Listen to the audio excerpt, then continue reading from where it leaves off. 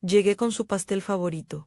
Olía a almendras y chocolate. La vela ya colocada, temblando a la espera de un deseo. Toqué el timbre con las manos húmedas de emoción y de costumbre. Llevaba una bolsa con su regalo envuelto en papel azul. Dentro, algo pequeño que pensé le haría sonreír. Abriría la puerta, me abrazaría y diría la clásica frase que toda madre sueña oír: «Feliz cumpleaños, mamá». En lugar de eso, Elena me miró de arriba abajo, sin la más mínima calidez. Apoyada en el marco, con la bolsa de la compra en una mano, dijo, como si enumerara algo: «El mejor regalo sería que murieras». La frase me golpeó con la peligrosidad de un vidrio frío en el pecho. No fue un grito, no fue un insulto efusivo, fue una sentencia pronunciada con la misma indiferencia con la que uno devuelve la ropa vieja. Por un segundo, el mundo se volvió pequeño, como una habitación en la que alguien apaga las luces y se concentran los sonidos, el pitido del microondas, la factura que había dejado en la mesa de la cocina la semana anterior, el murmullo lejano de un televisor en el piso de abajo. Me obligué a sonreír, porque eso es lo que sabes hacer cuando te enfrentas al desconcierto, a ponerse una máscara enseguida. Le dejé el pastel en las manos y dije, con voz que intentaba no quebrarse: «Es para que soples las velas, cariño». Ella inclinó la cabeza, tomó el paquete y me dejó en el umbral, como quien deja un objeto molesto en el suelo. Nunca pensé que una sola frase pudiera encapsular tanto desprecio. No fue la palabra en sí, sino la acumulación de años que en un segundo apareció frente a mí como una película. Los favores, las llamadas nocturnas pidiendo dinero, los préstamos que firmé sin leer, las veces que puse mi salud en pausa para llevarles al médico, para pagarles una operación, para avalar hipotecas que llegaron con promesas que jamás se cumplieron. 43 años de entrega que de pronto parecían una transacción mal calculada. Me quedé un rato más en el rellano, con el pastel entre las manos. El olor a almendras se me pegó en la memoria y me devolvió a otros cumpleaños, en cuando Elena era pequeña y soplaba las mismas velas con ojos brillantes, cuando abría la caja con sonrisa desbordante y me miraba como si yo fuera invencible. Recordé el primer préstamo que hice por ella, la primera cuenta que abría a su nombre, la primera vez que puse mi firma como aval. Todo aquello había sido acto de amor. Lo que no había sabido ver era que con el tiempo mi amor había sido convertido en dependencia, y que esa dependencia se alimentaba a sí misma hasta volverse voraz. En la puerta oí un adiós breve, sin efusiones. Subí las escaleras hasta mi apartamento como quien regresa a un país extraño. Cerré la puerta y me senté en la cocina, en la misma silla donde tantas veces hice las listas de la compra. Miré el pastel. Las migas se pegaban al plato.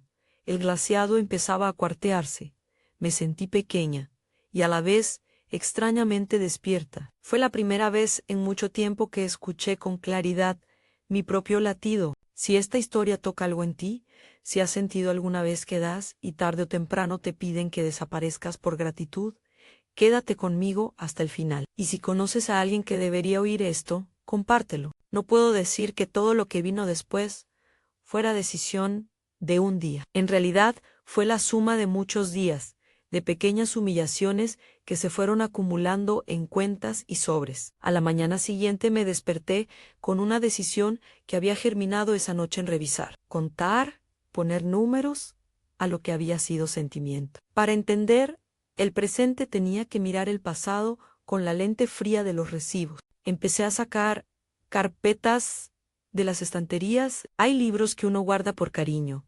Yo guardaba sobres con papeles, recibos de hospital, facturas de colegios, extractos bancarios de cuentas que yo pensé conjuntas, pero que en realidad eran ventanas abiertas a decisiones que no controlaba. Las folios se amontonaban sobre la mesa, contratos Java o transferencias, copias de las escrituras donde mi firma aparecía como garante. Cada papel traía consigo un recuerdo. Uno decía Operación N-2007, y de nuevo escuché el zumbido de la sala de reanimación. Otro tenía el sello de una universidad beca rechazada, madre autorizadora al pie. En uno más pequeño, una nota a mano: mamá, Gracias por todo. Te debo la vida. Aquella nota había sido real, y en su honestidad contenía la tragedia. No pudieron nombrar con palabras lo que pagarían con años de peticiones. Intenté hacer cuentas sin poner números demasiado precisos, porque en varias cosas mi memoria flaqueaba, y los importes concretos no estaban a la vista. Lo que sí podía afirmar era esto: había dado gran parte de mis ahorros a nombres que se decían familia, había avalado hipotecas para casas que hoy no veía más que en fotos, había prestado dinero que no retornó, había pagado operaciones y medicinas. Si alguien me pidiera una cifra exacta ahora, diría que la suma total es indefinido, porque parte de ese dinero había pasado entre manos y bolsillos que no dejaban registro claro. Sin embargo, la sensación era de haber sido saqueada con lentitud, y lo que más dolía, sin reproche ni gratitud, como si yo fuera una herramienta prescindible. Hubo momentos en los que volví a esas escenas, en que Elena, niña todavía, tosía con fuerza por una noche de asma. La llevé al hospital, le puse el aerosol en la cara, le prometí que nunca le faltaría nada. Cuando la veo en retratos con la nariz manchada de helado, o con las muñecas llenas de pulseras hechas en casa, recuerdo cómo me volví, por instinto, garantía, responsable de su futuro. Aún me emociono con esas imágenes. La culpabilidad por sentir dolor al recordar coexiste con el amor por esas fotos. Sabía que el cariño era genuino en muchos episodios. Lo que no vi a tiempo fue la costumbre de su arrogancia a la facilidad con la que convirtió mis cuidados en sus exigencias. Me puse manos a la obra sin teatralidades. Llamé al banco, no para iniciar una guerra, sino para saber. Hablé con una asesora. Le expliqué que necesitaba revisar mi situación financiera y mi estatus como aval. Ella me pidió una cita y me dijo que llevara todos los documentos que tuviera. No puedo dar instrucciones sobre cómo proceder si estás en una situación parecida. Eso es algo que no corresponde a este relato. Pero sí puedo decir lo que yo hice en recopilar papeles, pedir citas, preguntar con calma. Fue doloroso ver impresos los nombres y los números. Algunos préstamos aparecían accesibles a primera vista, otros estaban entrecruzados en productos que no entendía del todo. La asesora, sin prisa, me explicó en términos que pude entender, que al figurar como aval, mi responsabilidad podía ser exigida por el banco si los titulares no pagaban. Eso sonó a un desafío, pero también a una posibilidad. No tenía por qué ser víctima pasiva. No fue una sesión de ira. Fueron pasos medidos. Cerré los números que podía cerrar. Ambloqué la tarjeta principal que compartía con Elena. Confieso que me costó, como si cerrara una puerta a algo que no volvería. Cambié claves de correo. Puse 2 horas para llamar a la gestoría y pedir copias de escrituras. Corté líneas de contacto que llevaba años manteniendo por comodidad. El gesto más simple y, sin embargo, más revelador fue bloquear su número en el móvil, no por castigo, sino para recuperar el silencio y la capacidad de pensar sin interrupciones. No quería que la furia o la manipulación decidieran por mí. Esa noche, con las luces bajas y el pastel ya en nuestro plato partido en 2, escribí una carta. No era un acto dramático, sino una necesidad de dejar constancia. No pretendía vengarme, ni humillarlo, ni deshonrar su nombre. Quería documentar mi versión, mis cuentas, mis motivos. En la carta no dije todo, pero dejé frases que calculé que dolerían de la forma justa. Aquí transcribo, con fragmentos, sin pretensión de juzgar, pasajes que después deposité sobre la mesa de la cocina. Te di todo lo que pude sin pedir nada a cambio, y eso fue por amor. Firmé por confianza. Cuando me pediste que avalara hipotecas, lo hice porque creí en ti. No pedí ser pagada, pedí ser respetada. Si algún día te sirve recordar, esto es lo que hay ella en los papeles que prueban mi entrega y las decisiones que tomé por nosotros. No busco tu aprobación ni tu perdón. Busco silencio para decidir. Terminé la carta con una instrucción clara: que la ley y la gestión se hicieran cargo de lo que tuviera que hacerse, y que mi prioridad a partir de ese instante sería mi salud y mi libertad. No pienses que fue un acto impulsivo, lo escribí con mano firme, y al plegar la hoja supe que no podía quedarme donde mi presencia se había convertido en carga. Sabía que abandonar no era sinónimo de rendición. Era por primera vez un acto de autoprotección. Dolores fue la única que supo de la carta antes de que saliera. Dolores es mi vecina desde hace 20 años. La conocí cuando Elena llevaba pañales y Dolores. Tenía siempre 2 huevos extra en su nevera. Por si algo faltaba, nos hicimos amigas de forma natural: café temprano, paseo por el parque, confidencias a la hora de las compras. Cuando le conté aquello que me ocurrió en el portal, su silencio fue una sorpresa. Contuvo la respiración y dijo: «No te mereces esto, Carmen». No ofreció soluciones legales ni consejos empresariales. Ofreció su mano y un plan sencillo: si quieres irte, te acompaño. Aquel ofrecimiento fue el empujón que necesitaba. No planeaba un engaño, sino una salida. Dolores organizó todo con la discreción de quien sabe que algunas decisiones se toman en la intimidad. No voy a glosar aquí instrucciones ni a sugerir caminos ilegales. La decisión que tomé fue personal y se valió de recursos legítimos, reservas, documentos y amigos. Reservamos un billete para Barcelona a mi nombre. Pagado con mis fondos, alquilé un alojamiento por unas semanas en una zona tranquila de l'Eixample, donde pensé que podría empezar sin la mirada de quienes me conocían. Dolores me condujo al aeropuerto a primera hora, con la bolsa del pastel ya cerrada y la carta encima de la mesa de la cocina. Le dejé las llaves y una nota a Anne. Voy a pensar. No quiero que vengáis a buscarme. No clisimáis. El viaje empezó con la sensación de las manos vacías, no porque no llevara nada, sino porque por primera vez en décadas no llevaba la carga de las llamadas constantes pidiendo favores. En el aeropuerto me senté en una de esas sillas largas frente a una pantalla que mostraba los destinos. Vi mi nombre junto a la palabra Barcelona y, por extraño que parezca, respiré hondo. Viajar sola a los 60 y tantos no es un acto de rebeldía estridente. Es una actitud que se construye desde el silencio. Recordé la primera vez que crucé el océano en joven, emocionada, con ganas de comerse el mundo. Ahora volvía sin recetas ni miedo por el qué dirán. Volvía para intentar reconstruir la palabra yo sin adyacente. Durante la espera, repasé mentalmente las cosas que debía hacer al llegar: cambiar la dirección de correos que todavía recibía de servicios y tarjetas, concertar una cita con un asesor que Dolores me había recomendado, anotar preguntas para el consulado por si alguna eventual acusación de demencia aparecía.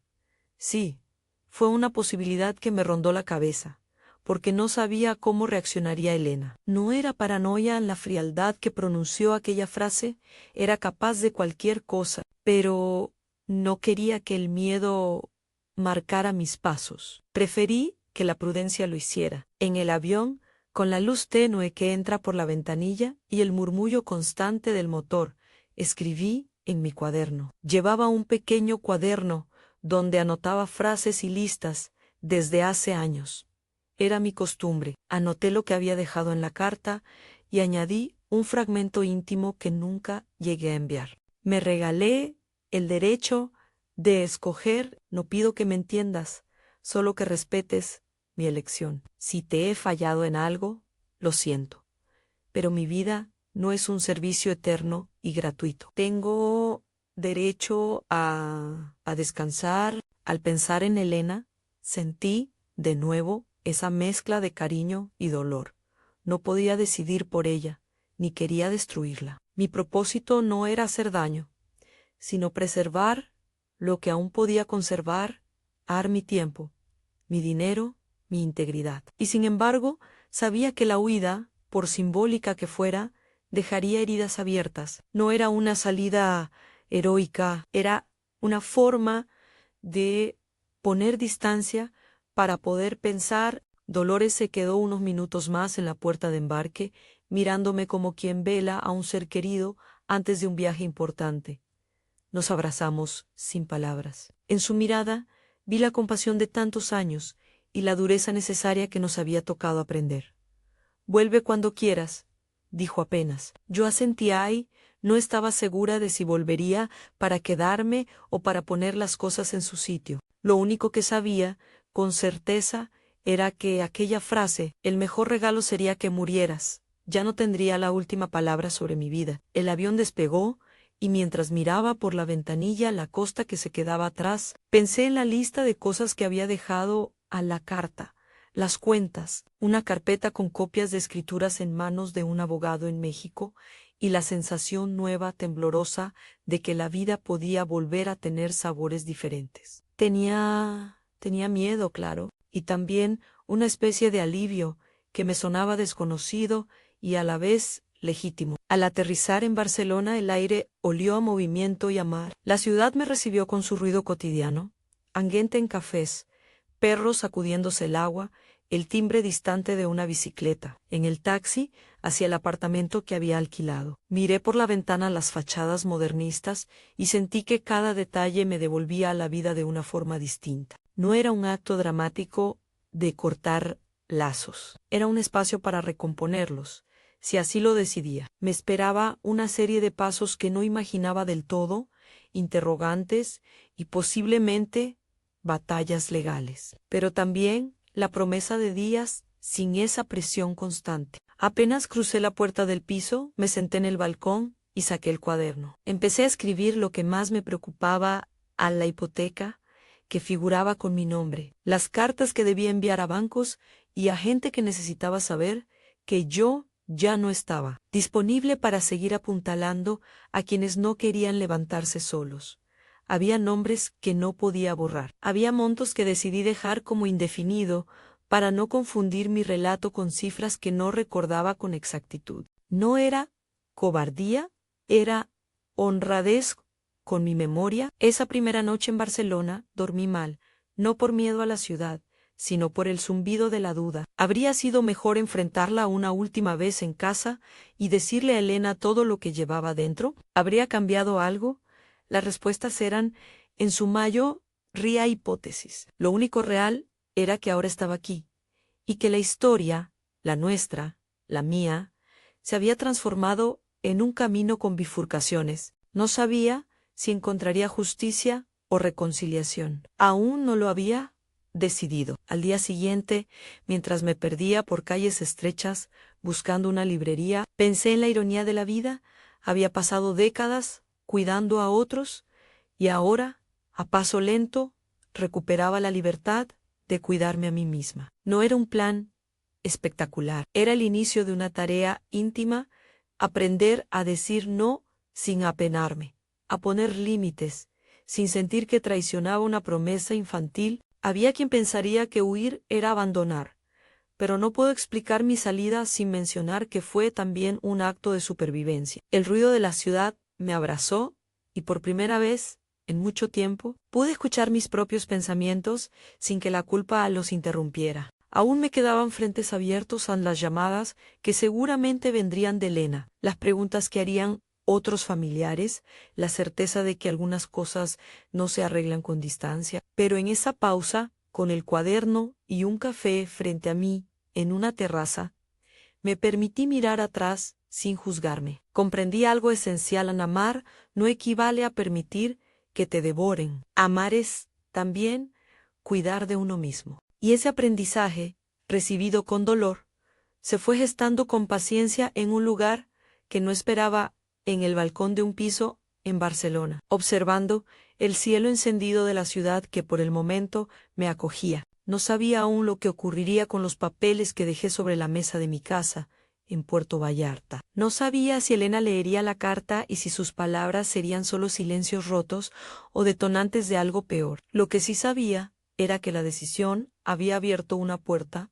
Anne podía mirar hacia adelante sin que la última frase que me dijeron determinara mi destino. Tenía que aprender a vivir con esa paradoja: la libertad y la culpa caminando juntas. Y así, con el primer atardecer barcelonés entre las manos, cerré la libreta y observé las luces que empezaban a encenderse en los edificios. Había comenzado un viaje que no era únicamente geográfico, era la reconstrucción de una existencia que, después de 43 años de edad, exigía, por fin, recibir. Los primeros días fueron de una calma extraña, esa que precede a la tormenta o a veces a una claridad nueva. Paseaba por el Aixampo, con el cuaderno bajo el brazo, y sentía cómo mis manos recuperaban la costumbre de no temer a un timbre que interrumpa.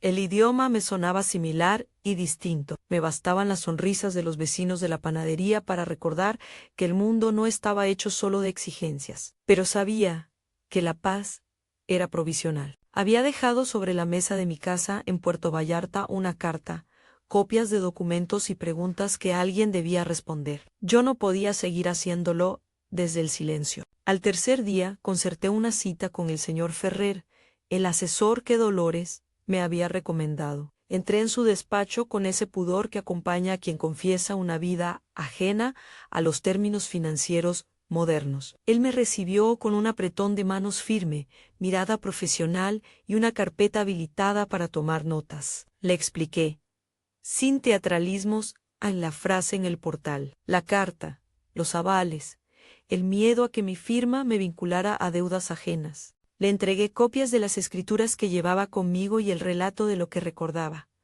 No fui meticulosa con montos. En muchos casos, solo podía decir pagué, avalé, presté, y le pedí que convirtiera ese ruido en algo comprensible. Lo primero, dijo el señor Ferrer, es protegerte aquí y ahora.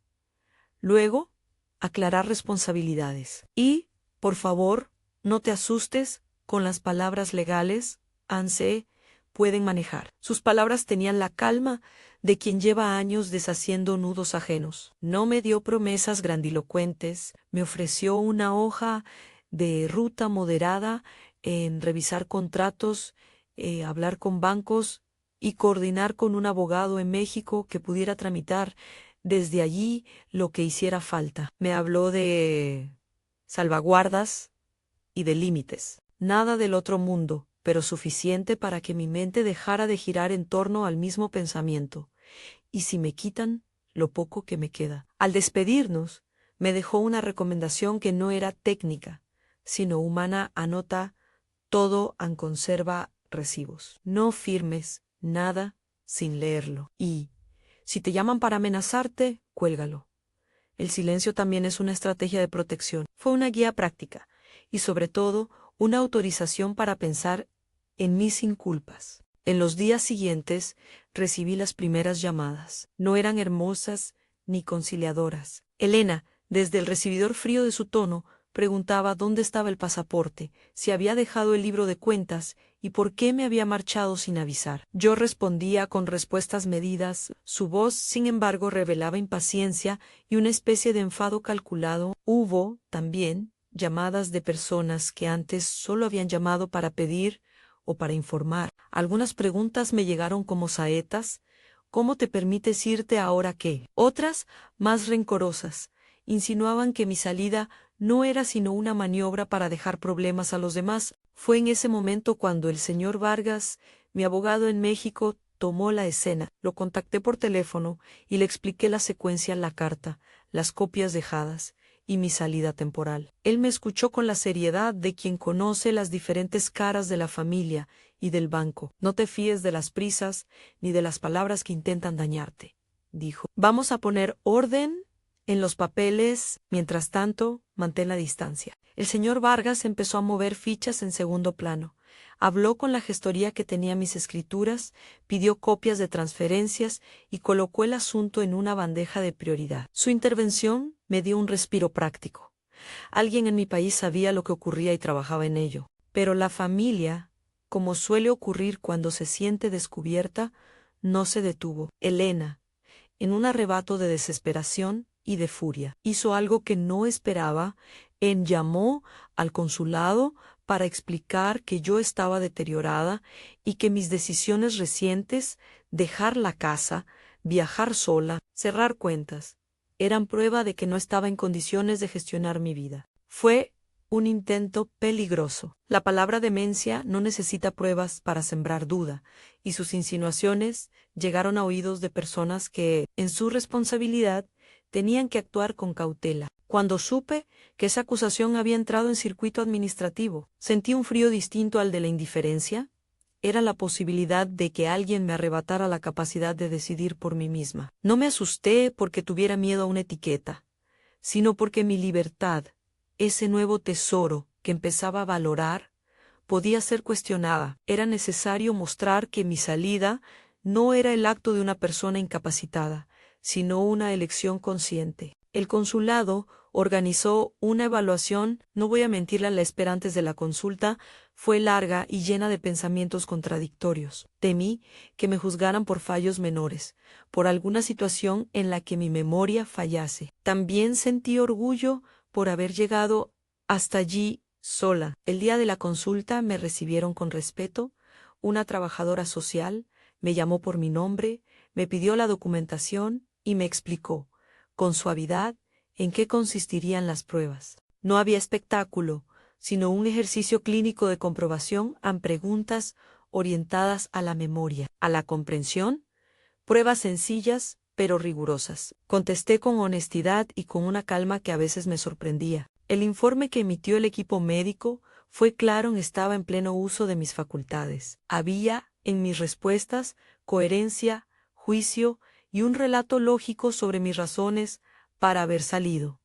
No era una sentencia de victoria, era una reafirmación de que había elegido proteger mi autonomía. Cuando el señor Vargas recibió la copia del informe, respiré como quien ha dejado un peso en el suelo. La acusación había sido, por ahora, desactivada. Mientras tanto, los días en Barcelona se fueron poblando de pequeños ritos que me devolvían la vida. Me matriculé en clases de pintura, al lado de una mujer que me enseñó a mezclar colores sin miedo. Me apunté a un grupo de caminatas donde conocí a Luisa, una mujer que había emigrado hacía años y que hablaba de puentes y de acentos con una ternura que me dio confianza. Empecé a aprender unas frases en catalán que me abrían puertas en panaderías y plazas. Cada actividad era una puntada que tejía una versión de mí menos dependiente de las expectativas ajenas. En una de esas clases conocí a un grupo de lectoras que me hablaron del blog de alguien que contaba historias de mujeres que recuperaban su vida. Fue una sintonía instantánea. Decidí que mi experiencia podía servir a otras. No quería que se convirtiera en un arma contra Elena, sino en un faro para mujeres que no sabían por dónde empezar a poner límites. Empecé a escribir relatos cortos en el ordenador del piso, copiando fragmentos de la carta y del cuaderno, intercalando reflexiones sobre dignidad y navegación práctica sin caer en manuales técnicos. Llevé mi historia a una plataforma modesta y con una mezcla de pudor y valentía publiqué el primer post en cuando mi hijo pidió que desapareciera, cómo recuperé mi derecho a decidir. La respuesta fue más potente de lo que imaginé. Mensajes que hablaban de lágrimas en la cocina, de noches en vela, de Abu, las que avalaron préstamos a hijos que nunca devolvieron. Mujeres que me contaban, en confianza, que mi post les había dado permiso para respirar. Entre esos mensajes, hubo 2 o 3 relatos que me temblaron el alma. Una mujer que me dijo que había avalado la casa de un nieto y ahora vivía con pensiones, sufriendo para cubrirlo. Otra que contaba que había dejado el trabajo para cuidar a un hijo y ahora no lograba poner límites. No era vanidad, era la sensación de pertenecer a una red que necesitaba más narrativas de cuidado propio. Con la visibilidad vinieron inevitablemente voces que cuestionaban mi versión. Hubo quien me preguntó por cifras, quien dudó de mis razones, quien se mostró escéptico. Le respondí con honestidad. Había muchos detalles concretos que no podía precisar. Parte del dinero se había disuelto en pagos, promesas incumplidas y operaciones médicas. Algunas cifras eran indefinido, y lo dije abiertamente. No hice de mi falta de exactitud una gran excusa. Simplemente marqué los límites de mi memoria y dejé que el peso emocional hiciera el resto. La transparencia me reforzó. A la gente apreciaba que no transformara el relato en un espectáculo ni en una venganza. Un par de meses después, la situación financiera empezó a moverse con consecuencias que no esperaba. Las malas decisiones de quienes habían tomado préstamos a mi nombre y no habían cumplido provocaron lo que técnicamente se conoce como ejecución de hipoteca sobre la propiedad vinculada. Esto fue en sí una tormenta complicada. No voy a explicar procedimientos legales ni a dar pasos que sustituyan a un abogado. Pero sí puedo decir lo que implicó para mí en alarmas, llamadas, tensión y, finalmente, una resolución que puso las cosas sobre la mesa. Gracias al trabajo conjunto del señor Vargas y del señor Ferrer, y basándonos en la documentación que yo había dejado y que ellos fueron consiguiendo, se logró llegar a un acuerdo que resultó en la recuperación de parte de lo invertido. No fue una suma exacta que me devolviera todo lo perdido, pero sí lo suficiente para cubrir mis deudas principales y dejarme con un colchón que me permitió respirar con menos ansiedad. Prefiero ser prudente con detalles numéricos no porque los tema, sino porque algunos datos no están claros y no quiero que mi historia se convierta en una promesa de resultados universales. Lo que sí puedo decir es esto, en la restitución económica me permitió alquilar un piso con más tranquilidad, pagar los gastos legales pendientes y, sobre todo, sentir que el esfuerzo material que hice durante décadas no se había evaporado por completo. Había quedado una mezcla en resentimiento por lo perdido y alivio por lo recuperado. Esa ambivalencia me acompañó durante meses. Mientras todo esto se desarrollaba, mi blog fue cogiendo tracción. Recibí cartas de mujeres que me proponían colaborar, relatos de hombres también que habían sentido el peso de la dependencia familiar. Un pequeño medio local se interesó por mi historia y publicó una entrevista. No fue un boom mediático, sino una luz que me permitió ampliar la audiencia. Alguien de una editorial leyó mis posts y me propuso convertirlos en libro. Dudé, no quería exponer a mis nietos ni sacar al aire hechos que pudieran herir a personas que no habían pedido protagonismo. La editorial aceptó mis condiciones: anonimato para los nietos, respeto por detalles que no queríamos compartir y una narrativa centrada en la recuperación personal. Acepté. El proceso de escribir el libro fue terapéutico y meticuloso. Releí la carta que dejé en la cocina cientos de veces, seleccioné fragmentos del cuaderno, pedí a Dolores que leyera borradores y me diera su opinión. Hice uso de testimonios que me habían llegado, con permiso y sin nombres reales, para mostrar que mi historia resonaba en otras vidas. El libro no fue un ajuste de cuentas, sino un mapa de supervivencia y una llamada a la dignidad. Cuando salió, tuvo una acogida más cálida de lo que esperaba. No fue un fenómeno inmediato, de masas, pero sí llegó a lectores que se acercaron a mí con gratitud y con ganas de compartir historias similares en cafés y reuniones. Esa visibilidad trajo también consecuencias humanas. Recibí cartas manuscritas de mis nietos, 2 sobres cerrados con caligrafía infantil que me hicieron llorar como una niña. No puedo reproducir sus palabras completas, por respeto a su intimidad, pero guardo un fragmento que me marcará siempre en abuela. Te queremos. Esperamos que vuelvas pronto. Te echamos de menos. Leí eso en una tarde de lluvia ligera y sentí que mis manos, esas mismas que habían firmado avales sin mucha claridad, ahora sostenían algo más que papeles. Sostenían decisiones que, aunque dolorosas, habían permitido que el amor entre generaciones no se perdiera del todo. Elena, al ver la repercusión y la ausencia prolongada, intentó varias estrategias. Hubo llamadas con tonos cambiantes, desde la petición contenida hasta la acusación directa. Hubo, también, momentos en que intentó manipular a través de terceros, familiares que vinieron con la pregunta implícita de ¿no crees que deberíamos hablar? Yo en cada ocasión respondí con límites claros. Hubo una carta suya, corta, que recibí por correo electrónico. Siento haberte herido. No todo fue mi culpa, pero lo siento. Leí la carta 3 veces. La palabra siento fue agridulce. No vi en ella una confesión profunda, sino un reconocimiento acotado. Le respondí con respeto y sin abrir la puerta a una reconciliación inmediata. Gracias por tus palabras. He decidido tomar distancia para recuperar mi vida.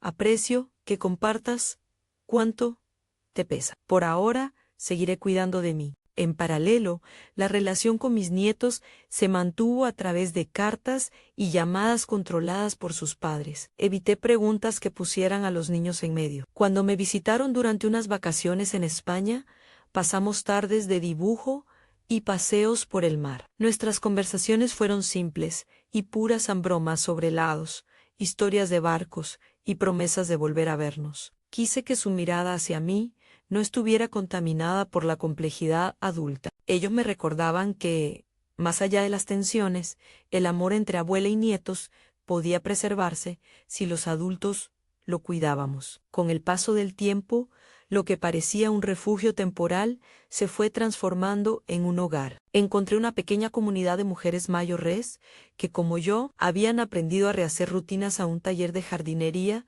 donde planté un geranio rojo que aún hoy florece. Una tertulia literaria en la que hablamos de vidas y de silencios. Una asociación local que ayudaba a personas mayores a gestionar trámites básicos y que me invitó a charlar sobre límites financieros y afectivos. No daba consejos legales, contaba mi experiencia y compartía lo que me había servido en documentar, hablar con profesionales, recuperar el derecho a decir no. Estas charlas, modestamente, ayudaron a otras personas a pedir apoyo. Recibí también contrarréplica desde el otro lado. No todo el mundo estaba de mi parte. Algunas familias consideraron mi libro una traición.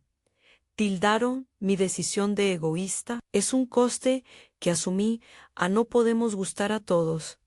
Y a veces la preservación propia choca con expectativas colectivas. Elegí no luchar por la aprobación universal. Preferí sostener mi verdad con humildad. A los pocos meses de la publicación, sucedió algo que no esperaba. Una mujer me escribió desde otra ciudad para contarme que gracias a mi libro había recuperado el valor de cerrar una tarjeta compartida. Otra lectora me explicó que había logrado que su hijo Mayo asumiera su responsabilidad en una deuda que ella arrastraba.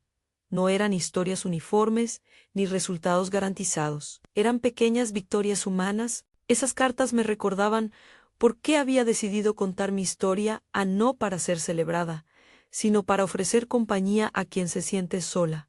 Nunca dejé de tener días malos. A veces despertaba con la sensación de que había fallado en no haber visto antes ciertas señales. Otras me sorprendía riendo sola en el balcón con la novela que leía. Aprendí a aceptar la ambivalencia.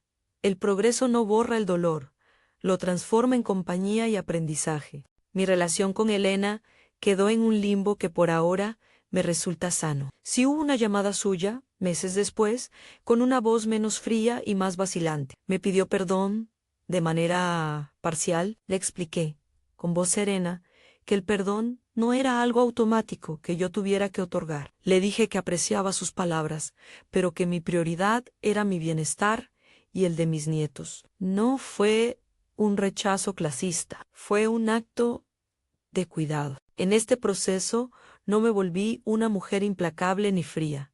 Seguí teniendo un corazón que puede amar y sentir compasión. Pero aprendí que el amor no puede ser un cheque en blanco que otros usen a su antojo. Aprendí a distinguir entre la entrega sana y la explotación disfrazada de necesidad. Y, quizá lo más difícil, aprendí a poner límites sin sentir que me traicionaba. Al mirar atrás, recuerdo la primera frase del título como si fuera una hélice que desencadenó todo.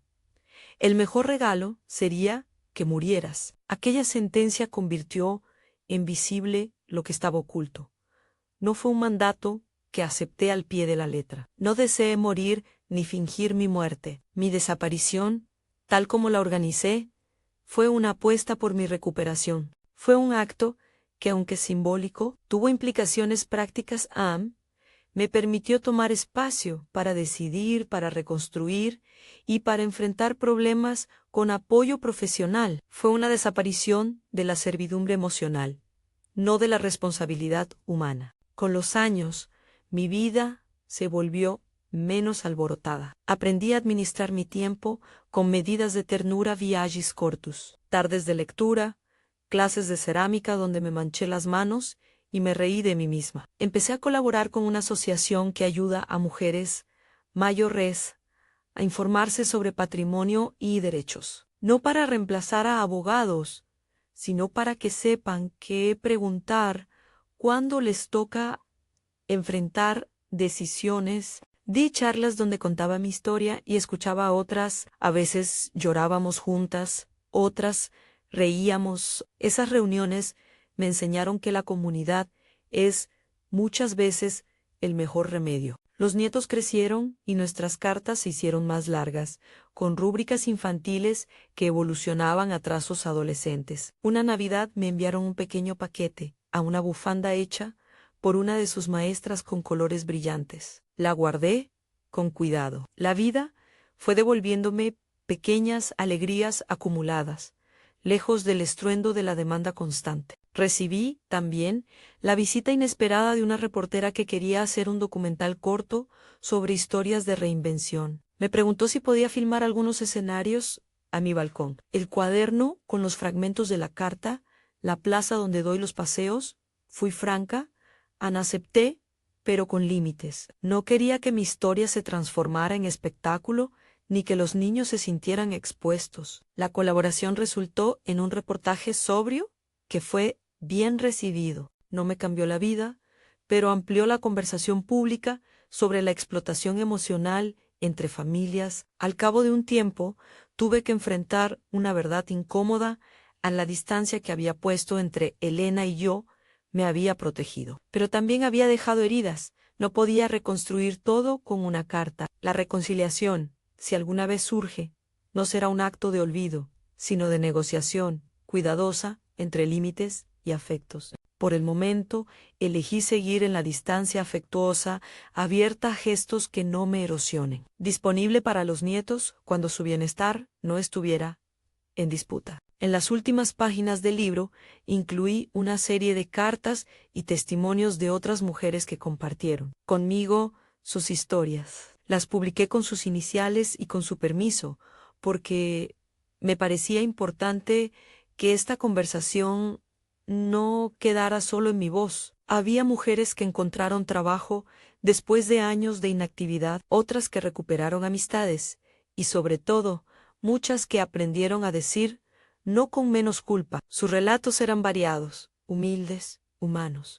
No afirmé que todo el mundo obtendría los mismos resultados. Fui honesta sobre las incertidumbres. Aún así, esa comunidad textual me confirmó que podía transformar lo vivido en servicio. Cuando vuelvo la vista atrás, no es con resentimiento permanente ni con un deseo de castigo. Es con reconocimiento de que di mucho y que, en cierto momento, di demasiado sin comprobar si lo que hacía era recíproco. Reconozco también que muchas decisiones se tomaron desde la ternura y el cansancio. No abrigo quien corfacio.